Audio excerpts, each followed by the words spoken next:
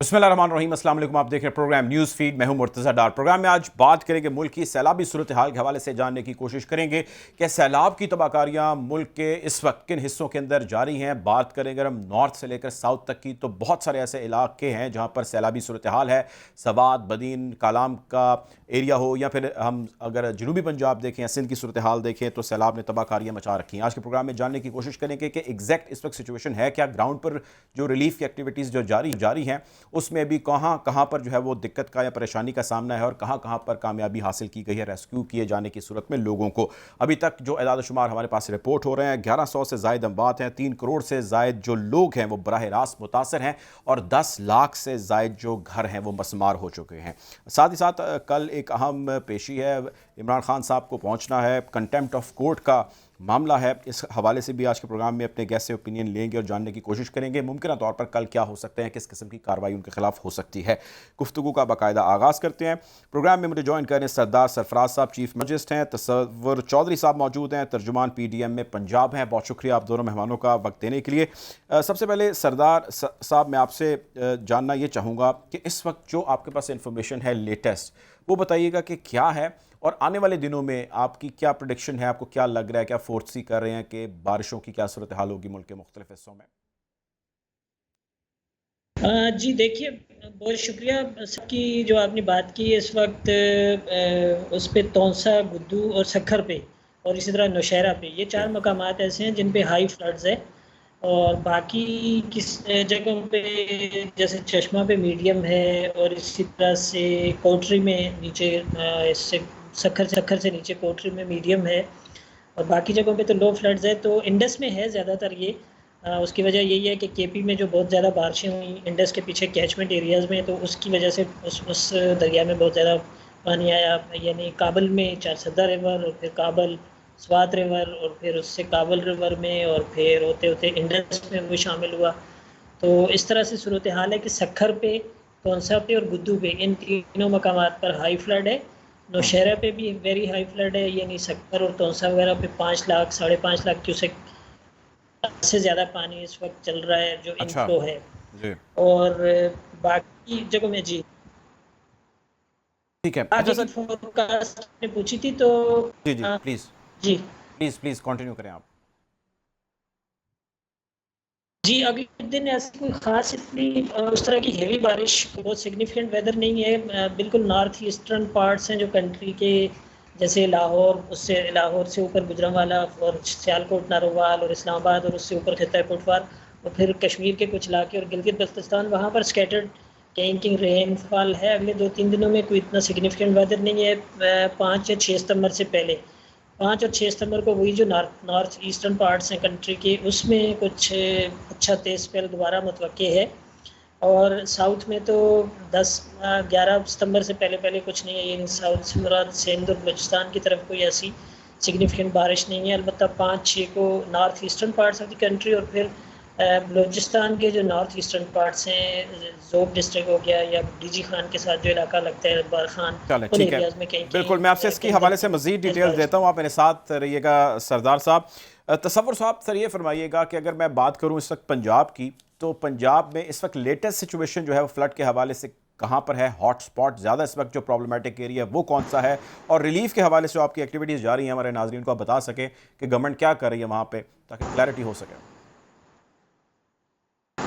बिस्मिल्लाहिर्रहमानिर्रहीम। बहुत शुक्रिया भाई। आपको बताता चलूँ कि हमारे जो मेन डिस्ट्रिक्ट है जनूबी पंजाब के, डेरा गाजी खान है और दूसरा ज़िला है राजनपुर। यहाँ यहाँ पे जो है ना मानसून बारिशें ज़्यादा रहीं।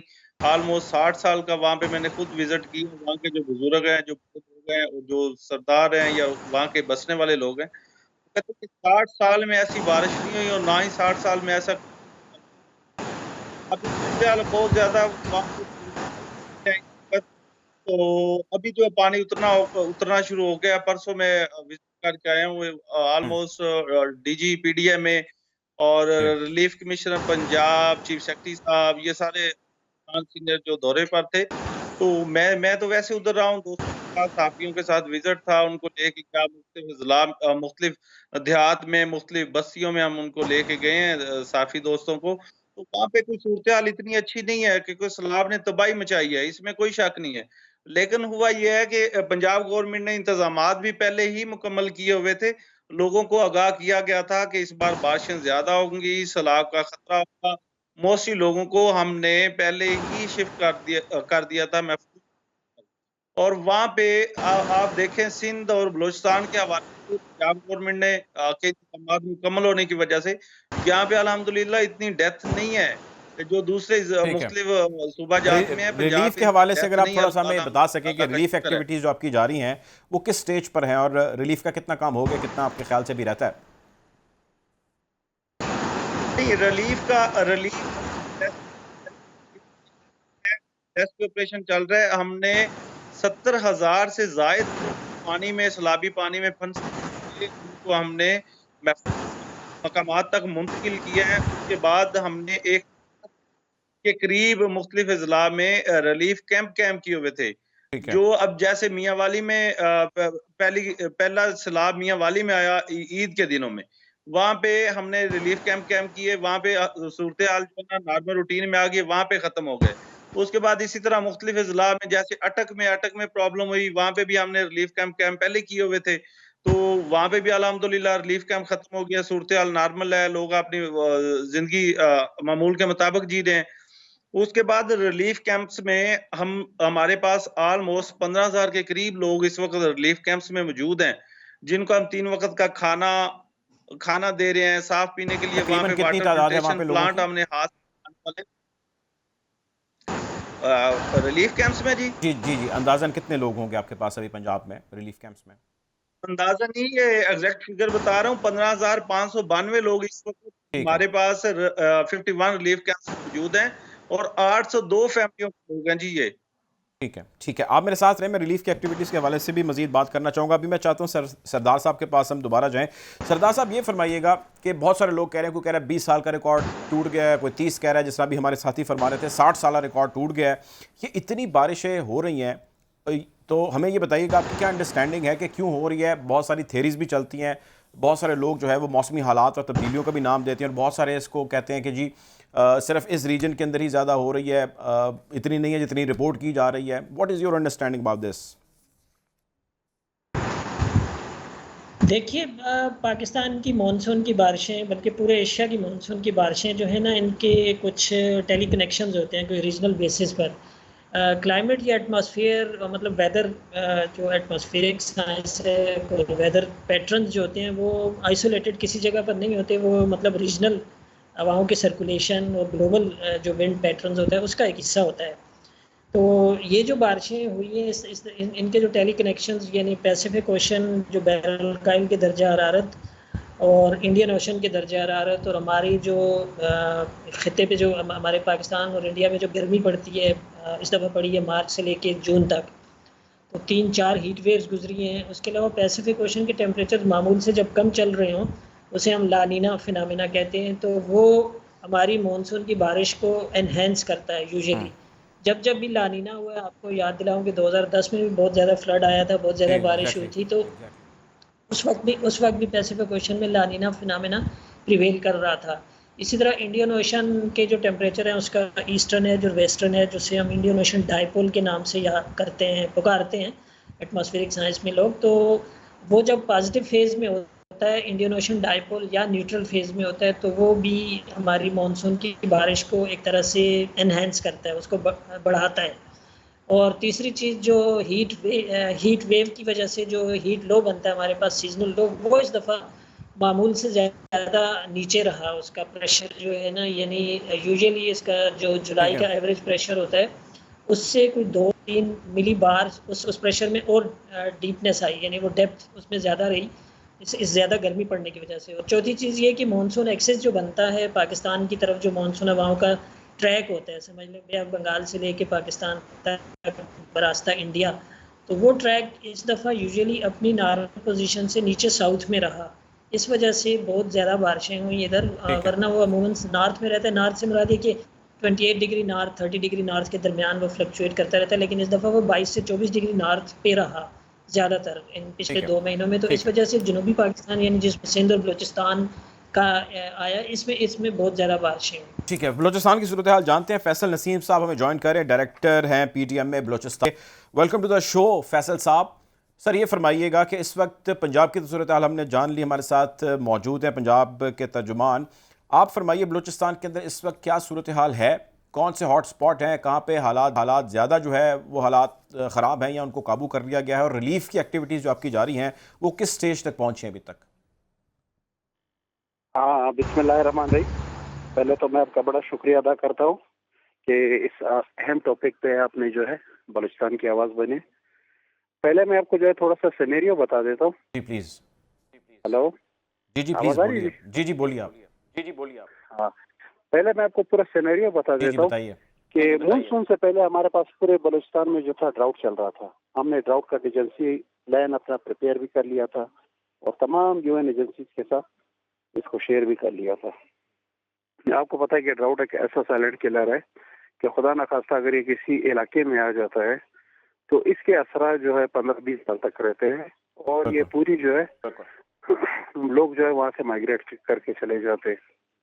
अल्लाह का करना ये हुआ कि अल्लाह पाक ने जो है बारिश बरसाई और हमारे जो है इस टाइम जो मैं आपको बता रहा हूँ कि हमारे 28 डिस्ट्रिक्ट जो है वो अफेक्ट हुए, लेकिन हमारे पास नुकसान उन एरियाज में हुए हैं जहाँ पर जो है पानी की जो गुजरगाह थी, लोगों ने इंक्रोचमेंट किए थे, घर बनाए थे।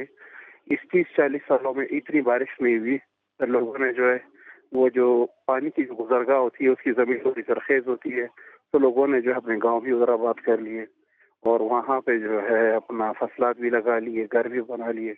ज्यादातर इलाका जो है हमारा डैमेज वही एरिया हुआ है। ठीक है, तो नसीम फैसल साहब अभी ये जो है बताइएगा, हमारा मेरे सुने 3 देखें, डिस्ट्रिक्ट में एक इस हवाले से मैं चाहता हूँ चीज़ आप साथ ही इसके अंदर आंसर कर दें, फिर आप रिलीफ एक्टिविटीज़ पे भी कमेंट कीजिएगा। जब एनक्रोचमेंट या इससे मुतालिक मसले मसाइल होते हैं, ज़ाहिर है वो तो वहाँ की लोकल एडमिनिस्ट्रेशन है जिसने डील करने हैं, आप लोग जब वार्निंग जारी करते हैं तो उसके अंदर इंटीमेट करते हैं कि अगर खुदा न खास्ता यहाँ सैलाब आया या ऐसी कोई सूरत हाल पैदा हुई तो ये एरियाज़ हैं जो इसके अंदर बह सकते हैं या यहाँ पर पानी आ सकता है, ऐसी इन्फॉर्मेशन दी जाती है? मैं आपको बताता चलूँ कि हमारे पास जैसे ये एडवाइजरी आई थी, हमने तमाम अपने डिस्ट्रिक्ट एडमिनिस्ट्रेशन को जो है ये मसला पहले ही भेज दिया था, गवर्नमेंट डिपार्टमेंट की तरफ से हमें मिला था। तो उस सिलसिले में जो आपको तो पता है कि बलूचिस्तान जो है पाकिस्तान का जो है 42.9% का जो रकबे के लिहाज से जो है बड़ा एरिया। अगर आपको जो है एक गांव जो है 10 किलोमीटर पे मिला, अगला आपको जो है 300 किलोमीटर पे मिलेगा। और दूसरी पर मैं डायनामिक स्टोरी बता दूं कि हमारे अक्सर लोग सिंध के जो गर्मियाँ वहाँ पे स्टार्ट होती है तो वो माइग्रेट करके हमारे जो है इस एरिया में आ जाते हैं, जो वो झोंपड़ियों और पानी की गुजरगाह पे वहाँ पे वो रिहाइश पजीर होते हैं। तो हमारे पास जो है टोटल 4 स्पेल चले। अभी हमारे पास जो है जो हमारे रिवेरियन डिस्ट्रिक्ट है, नसीराबाद, जाफराबाद, सोबतपुर, यहाँ पे जो है पानी खड़ा है और बाकी एरिया में हमारा है फ्लैश फ्लड। फ्लैश फ्लड आपको पता है कि वो आ जाता है, तबाही करके जो है वो चला जाता है। तो हमारा जो है रेस्क्यू का अमल तो तकरीबन वो हमारा पूरा हो गया है, ठीक है। जिससे हमें पूरी सपोर्ट हासिल थी पाक आर्मी की। पाक आर्मी के हमें एरियल सपोर्ट थी, वहाँ पे पाक आर्मी ने जो है मेडिकल कैंप्स बनाए थे। चौथे स्पेल में हमारे कंट्रोल रूम में जो है पाक आर्मी के जो है रैप बैठे हुए थे और एक पेज पे काम कर रहे थे, जिससे ये हुआ कि अल्लाह का शुक्र है कि इतना बड़ा हमें जानी नुकसान नहीं हुआ। वक्त में हमने लोगों को जो है बहुत से हजारों लोगों को जो है वहीं से शिफ्ट करवाया दूसरे गांव में, सेफर प्लेसेस पे। तो अभी ये है कि हमारा रिहेबिलिटेशन का फेज हमारा चल रहा है। चलें ठीक है, आप मेरे साथ रहिएगा, आप मेरे साथ रहिएगा, आप मेरे साथ रहें। मैं तसव्वुर साहब से भी ज़रा ओपिनियन लेना चाहता हूँ चीज़ के ऊपर, बड़ी इंपॉर्टेंट चीज़ है। हम सुन रहे हैं जब से तसव्वुर साहब ये सैलाब और इससे मुताल्लिक जितनी आती हैं तो बहुत सारी उससे जुड़ी खबरें भी सामने आने लग जाती हैं। इंक्रोचमेंट का बहुत जिक्र हो रहा है और उस एनक्रोचमेंट के अंदर जो है लोग कहते हैं कि जी बहुत सारे लोग हैं जिनके पॉलिटिकल भी ऑब्जेक्टिव होते हैं, वो अपने हलकों की, अपने इलाकों की आबादियों को वहाँ से मूव नहीं करते ताकि ज़रा उनको डिस्टर्बेंस होगी उनकी सियासत के अंदर। खैर ये सारी डिबेट अपनी जगह, हम उस पर नहीं जाते, लेकिन मैं आपसे जानना ही चाहता हूँ टेक्निकल क्वेश्चन कि जब आप लोग ऐसे डिज़ास्टर की सूरत हाल होती है उससे डील करते हैं तो वो ज़ाहिर है इन एक्शन आप या आपकी टीम है, उससे कबल की जो सूरत हाल है उस सूरत हाल को हाईलाइट करने के लिए या कंसर्न रेज करने के लिए या इंक्रोचमेंट जैसे मसले मसाइल को हाईलाइट करने के लिए आपका जो प्रोविंस है पूरा वो लोकल एडमिनिस्ट्रेशन को कितना तंबीह करता है, वार्निंग जारी करता है, कितना प्रेशराइज करता है, कितना शोर डालता है ताकि इसका सोल्यूशन निकले, या वो बिल्कुल ही नहीं करता, वो सिर्फ एक ओवरऑल अंडरस्टैंडिंग बता देता है कि जी इस किस्म की सूरत हाल हो सकती है? आपको बताऊं कि जैसे ही हम एडवाइजरी इशू करते हैं, मिसाल के तौर पे डिस्ट्रिक्ट शेखपुरा के में कोई अल्लाह ना करे कोई वाकया होने वाला है या बारिश तेज होने वाली है, जैसे ही मुख्तलिफ डिपार्टमेंट से पता चलता है, महकमा मौसमियात से या दीगर अदारों से कि यहाँ पे ये मसला हो सकता है, हम फौरी तौर पर एडवाइजरी इशू करते हैं कि आपके जो कैचमेंट एरियाज हैं या निशेबी एरियाज हैं या जहाँ पे पानी आपका खड़ा होता है, इतनी बारिश होगी, इतनी जो है एक्सेप्ट बारिश है, यहाँ पे इतनी बारिश हो सकती है, यहाँ पे अपने अपने इंतजामात मुकम्मल करें। और हम प्रॉपर लिखते हैं कि इंक्रोचमेंट का खात्मा, नालों की सफाई, ये सारा हम बार बार एडमिनिस्ट्रेशन को लिखते हैं जी। और ये मेरा ख्याल है हर साल ही लिखना पड़ता होगा। जारी बात है हर साल लिखते हैं, लेकिन सूरत हाल है या पंजाब या बलोचिस्तान किसी भी जगह पे चले जाए तो लोगों ने घर बनाए हुए नालों के ऊपर बिल्कुल कब्जा किया हुआ है, अब उनके घर गिराएंगे। अगर आप सपोज हम उनके घर गिराते हैं, डिस्ट्रिक्ट एडमिनिस्ट्रेशन जो है उनके घर गिराना शुरू हो जाती है, तो वहाँ पे नया शोर डलेगा, वो सियासी मामलात आ जाएंगे, कुछ ऐसे प्रॉब्लम्स हैं, बिल्कुल आपको भी पता है कैसे प्रॉब्लम्स होते हैं। तो ये नहीं कि फिर आप ये कह रहे हैं कि आप इन हालात के आगे ज़रा आप लोग भी बेबस हैं और बहुत सारे जो मसले मसाइल हैं वो लोकल सियासत है जैसे जुड़ जाते हैं, क्योंकि ज़रा ये भी हुकूमतों की ज़िम्मेदारी है कि वहाँ पे अगर किसी जगह नाजायज़ तजावुज़ात हो रही हैं तो उसको हटाया जाए, क्योंकि वो उन्हीं लोगों की जान के लिए ख़तरनाक हो सकता है, जिस तरह अभी हम सारा कुछ देख रहे हैं। सरदार साहब, मैं आपकी तरफ आना चाहता हूँ, ये फरमाइए सर कि जब कभी भी हर साल इस किस्म की आफत आती है या मसला आता है, कभी उसका हजम ज़्यादा होता है, कभी कम होता है। इस मरतबा हमने देखा कि पिछले कई सालों का रिकॉर्ड जो है वो टूट गया। जो मेट्रोलॉजी डिपार्टमेंट है उसके हवाले से बहुत सारी चीज़ें रेज़ की जाती हैं और उन कंसर्न रेज़ किए जाने में एक बहुत बड़ा कंसर्न ये है कि जी इनकी अंडरस्टैंडिंग या इनकी जो रिपोर्टिंग होती है या इनका जो मुरासला होता है, इनकी जो प्रेडिक्शन होती है, वो बहुत जगहों पर गलत साबित हो जाती है। इस बारे में क्या कहेंगे आप सर?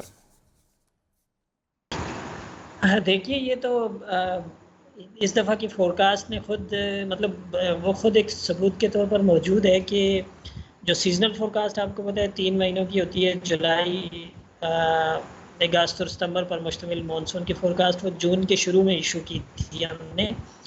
और जून से पहले एक रीजनल फोरम होता है, South Asian climate outlook forum, SASCOF, उसकी मीटिंग में हम भी शामिल होते हैं। इत्तेफाक से मई शामिल था उसमें, तो वो अप्रैल के आखिर में हुई थी और मई के पहले हफ्ते में उसकी आउटकम आया था। तो उसमें भी ये बताया गया था कि इस दफ़ा मानसून की बारिशें मामूल से ज़्यादा हैं।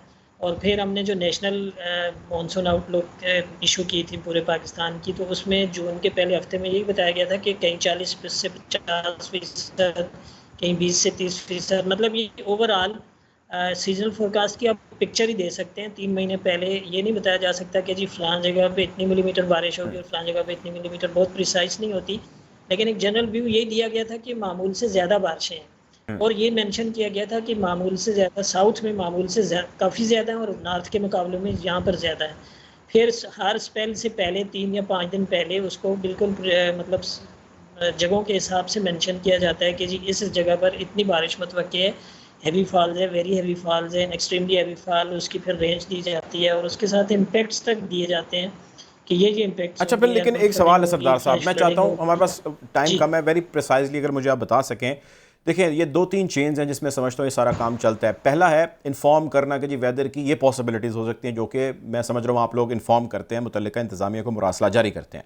उसके बाद उसके जो रिज़ल्ट्स होते हैं या उससे पहले के जो रिज़ल्ट्स होते हैं उस स्पेल से उसको PDM में या मुतल्लिका जो डिज़ास्टर मैनेजमेंट अथॉरिटीज़ हैं वो उसको डील करती हैं, और इसी के दरमियान में मौजूद है लोकल एडमिनिस्ट्रेशन। आपकी अंडरस्टैंडिंग क्या है कि इन तीनों ब्रिजेस में से, इन तीनों पॉइंट्स में से कौन सी जगह कमज़ोर है, वीक है, जहाँ पे काम ठीक नहीं हो रहा? अगर ये ठीक हो जाए तो काफ़ी हद तक चीज़ें बेहतर हो जाएंगी।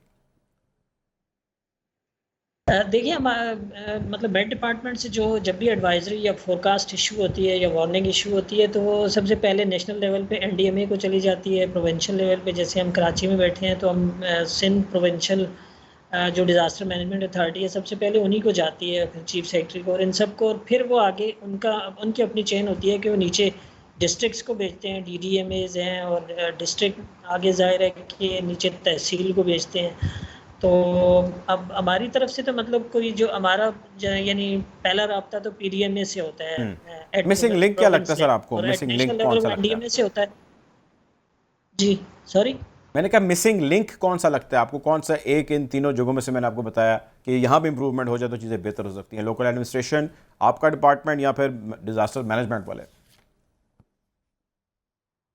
मेरा ख्याल में मिसिंग लिंक कहीं नहीं है, लेकिन बाज़ औक़ात ये होता है कि फोरकास्ट की जो एक तरह से ना सीरियसनेस होती है, उसको बिल्कुल मतलब ग्रास रूट लेवल तक पहुंचने में शायद, या लोग अंडरस्टैंड उसको उस तरह से अवेयरनेस की कुछ कमी है, तो उस तरह से उसको इतना सीरियस बाज़ औक़ात लोग लेते नहीं, या ये कि उनको अपनी मतलब जगह छोड़ने का, जैसे सैलाब खुदा न ठीक खास्ता आ है। जाता है या यानी कि जो लोकल कोई इस तरह एडमिनिस्ट्रेशन की है जिसने कैफियत लोगों के होती है, अंदर तो फिर अवेयरनेस बढ़ानी है, थोड़ी सी जिसने प्रॉब्लम होती है। उसके मुताबिक अरेंजमेंट करने हैं, वो करने से कासिर रहते हैं। मैं आपकी अंडरस्टैंडिंग यही ले पा रहा हूँ। बहुत शुक्रिया जी। प्रोग्राम में एक ब्रेक का कहा जा रहा है। सरदार हमारे साथ मौजूद है, सरफराज साहब चीफ मेट्रोलॉजिस्ट हैं, तसव्वुर चौधरी तर्जुमान PDMA पंजाब हैं, फैसल नसीम साहब डायरेक्टर PDMA बलोचिस्तान है। आप तीनों मेहमानों का बहुत शुक्रिया। प्रोग्राम में वक्त हो जाता है एक ब्रेक का, ब्रेक की जाने बढ़ेंगे, वापस आएंगे और गुफ्तगू को यहीं से जारी रखेंगे। Take a break.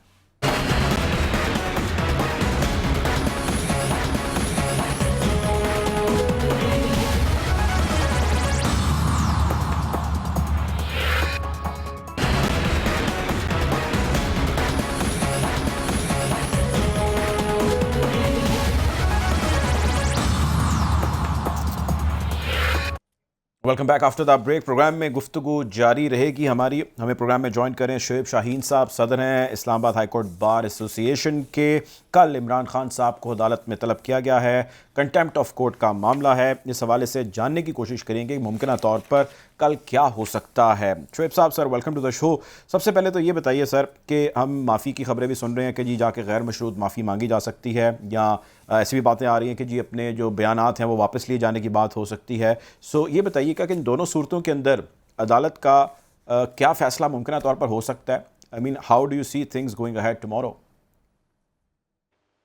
देखिए, मेरा ख्याल है कि बड़ा बड़ा रीजनेबल अंदाज में जवाब जमा कराया है इमरान खान साहब की तरफ से, और अदालतों का हमेशा एहतराम हुआ है और एहतराम में इजाफा होगा कि अगर कोर्ट जुडिशल रेस्ट्रेंट का मुजाहरा करती है और इसको फर्दर प्रोसीड नहीं करती। इधर इवन अदरवाइज बाकी तो बहरहाल बड़े काबिल एहतराम चीफ जस्टिस साहब तशरीफ ले आए हैं, उनकी सरबराही में बेंच है और लार्जर बेंच है और वो सुनेगा।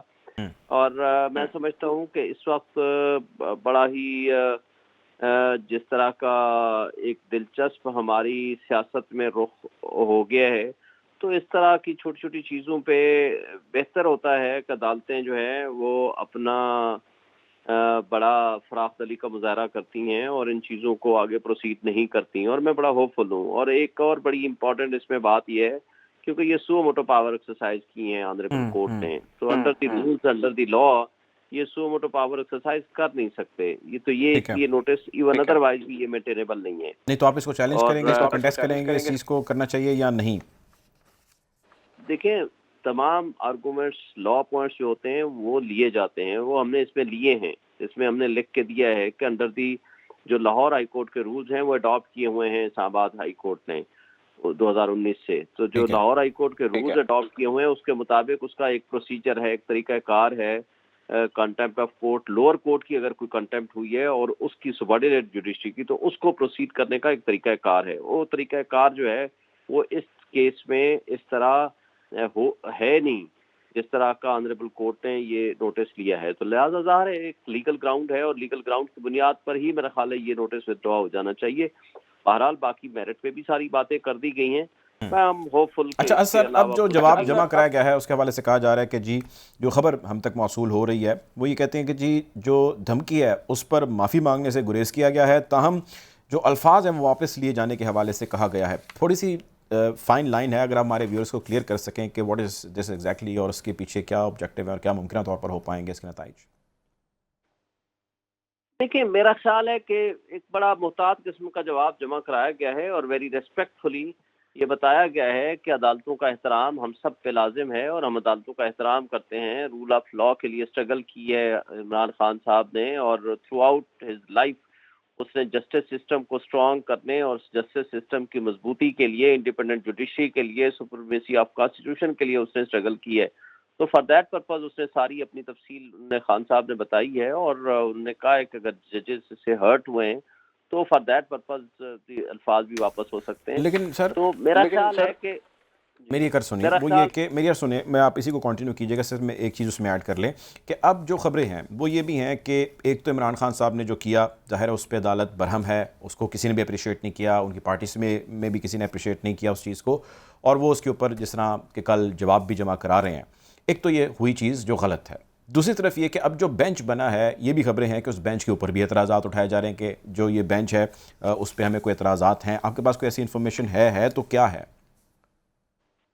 देखिए, वो इतराज की बात नहीं है। बेंच का एक इन प्रिंसिपल विद रिस्पेक्ट उस जवाब में ये एक चीज शामिल है कि जब ऑनरेबल कोर्ट ने टी रूम में बैठ के ऑनरेबल एक्टिंग चीफ जस्टिस साहब ने ये बेंच बनाया, तो उसमें वो जज साहिबान जिन्होंने ये राय दी कि जी ये प्रोसीडिंग्स जो है कंटेम्प्ट की शुरू होनी चाहिए, तो in principle they should not be the part of the bench. ये एक बात की गई है as a legal ground, not in the capacity के जज साहिबान के ऊपर किसी का ना यानी कोई पर्सनली एतराज है या कुछ है। एक लीगल प्रिंसिपल के डिस्कशन हुई है कि ऑनरेबल वो जजेस के जिन्होंने इसको सुओ मोटो नोटिस लेने की रिक्वेस्ट की है ऑनरेबल चीफ जस्टिस साहब को, या एक डिस्कशन में आया है, तो उन ऑनरेबल जजेस साहिबान को उस बेंच का हिस्सा नहीं होना चाहिए। दैट इज दी एक लीगल ग्राउंड है, उसूली तौर पर हिस्सा नहीं होना चाहिए था इन प्रिंसिपल। तो that is the legal ground, that is not the thing कि जिसको हम समझें कि हमने कुछ जज साहिबान की जात पे या अदरवाइज कोई एतराज हुआ है। ठीक है, तो that is the legal ground for that purpose. That अब शुएब साहब ये फरमाइएगा सर कि ये तो ज़ाहिर है हम जो डिस्कशन कर रहे हैं उसका ये ज़रा एक पहलू है, इसकी दूसरी चीज़ ये भी हो सकती है कि कल उनका जवाब जो भी वो जमा कराएं उसके ऊपर बहुत सारे एतराज़ात और कंसर्न्स रेस किए जाएं, और जो भी दलाइल पेश होंगे, जो भी सवालात किए जाएंगे, उसके बाद अदालत किसी कार्रवाई की जानिब बढ़े। हमने माजी में देखा प्रोविंशियल फेडरल लेवल के ऊपर, फॉर्मर प्राइम मिनिस्टर के लेवल के ऊपर ऐसे वाक़यात हैं, ऐसे फ़ैसले हैं जिसके अंदर फिर एक्शन हुआ, नाअहलियाँ भी हुई। क्या लगता है आपको, पॉसिबिलिटीज़ हैं ऐसी कोई 62-63 की तरफ चीज़ें बढ़ सकती हैं, या उनके ऊपर जो भी एक्शन हो सकता है वो एक्शन उनको डिस्क्वालीफाई करवा सकता है? What will happen? जो यूसुफ रज़ा गिलानी साहब की आप केस का रेफरेंस दे रहे हैं ना, वो उस केस में टोटली मुख्तलिफ सिचुएशन थी। वो ये था कि ऑनरेबल कोर्ट ने टाइम एंड अगेन उनको डायरेक्शन दी कि आप एक खत भेजें, वो जो स्विस अकाउंट्स का इशू था, और उसको खत भेजने वाली जो बात थी, ही फ्लैटली रिफ्यूज्ड कि मैं नहीं भेजूंगा। सिमिलरली आपको याद होगा कि वो जब राजा परवेज अशरफ साहब आ गए तो उनको जब कहा गया तो ही एक्सेप्टेड कि ठीक है जी मैं खत लिख देता हूँ। उन्होंने फिर लिखा बाद में और गलत एड्रेस पे लिख दिया, सही लिखा, वो बात की बात है। But Yusuf Raza Gilani sahab refused as prime minister to send a letter while non while violating the judgment of the supreme court. तो वो जो कंटेम्प्ट थी वो एडमिटेड कंटेम्प्ट थी।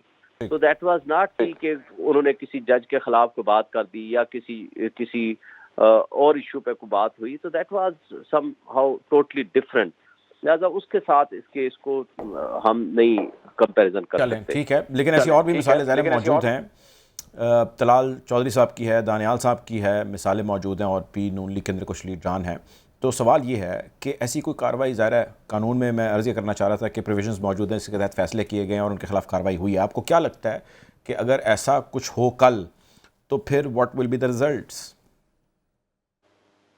वो कल तो फिर नहीं होगा ना। दो ऑप्शन है ना, या तो ऑनरेबल कोर्ट इस जवाब से सेटिस्फाई हो के इन प्रोसीडिंग्स को ड्रॉप कर देगी, शोकाज नोटिस खत्म कर देगी। दूसरा ऑप्शन ये हो सकता है कि वो कहें कि हम इससे सेटिस्फाई नहीं है तो फर्दर प्रोसीड करेंगे, तो फिर तो केस चलेगा ना। तो इट डिपेंड्स, तो it is not only to that extent कि कल ही फैसला हो जाना है। केस जी मैं वही जानना चाह रहा हूँ कि केस चलने के चांसेस जो है वो कितने हैं, और जब ज़रा केस चलेगा तो उसके बाद दलाइल होंगे और उसके बाद ज़रा फैसला होगा। तो ऐसे फैसले मौजूद हैं, अगर ऐसा फैसला होता है तो फिर तो ज़ाहिर है उनके लिए मुमकिन नहीं होगा कि वो आगे इलेक्शन कंटेस्ट कर सकें। आपको लगता है ऐसी पॉसिबिलिटी की जानिब बढ़ सकती है अदालत? मेरा नहीं ख्याल कि ऐसी कोई सिचुएशन इस केस में है या इसमें ऐसी कोई सीरियसनेस है इस केस में। मेरा एक जाती असेसमेंट है। बहरहाल मैटर पेंडिंग है बिफोर द ऑनरेबल कोर्ट। हम अभी प्री जज तो नहीं कर सकते, ना ही कोई ऐसी बात कर सकते हैं, लेकिन जो सीरियसनेस ऑफ द एलिगेशन होती है ना, वो इसमें सच नहीं है। मेरी राय ये है कि लीगली भी अदरवाइज फैक्चुअली भी it is a fit case के ये फर्दर प्रोसीड ना होने वाला केस है। लेकिन बहरहाल लेट द ऑनरेबल कोर्ट में प्रोसीड फर्दर और वो बताएंगे कि क्या है। और लेकिन एक चीज़ और जहन में रखें कि ये फाइनल ये हतमी कोर्ट नहीं है, क्योंकि इसके खिलाफ अपील प्रोवाइडेड है under section 19 of the contempt of court ordinance 2003। तो उसके खिलाफ जो अपील है वो सुप्रीम कोर्ट में जाती है। तो नेचुरली जो भी डिसीजन होता है फॉर एंड अगेंस्ट, जो भी बात होती है, तो वो उसमें इमरान खान साहब को एक हक है सुप्रीम कोर्ट में अपील फाइल करने का, which is the legal provision. तो लिहाजा अगर ऐसा कोई फैसला आता है तो ज़ाहिर उसके खिलाफ वो अदालत जो इससे सुपीरियर है यानी कि सुप्रीम कोर्ट, वहाँ पर भी जा सकते हैं। बहुत शुक्रिया जी, हमारे साथ मौजूद थे शोएब शाह, सदर Islamabad high court bar association के। प्रोग्राम के वक्त खत्म हो जाता है। हालात हाज़रा से आपको यूँ ही आगाह रखेंगे। अपना ख्याल रखिए। अल्लाह हाफ़िज़।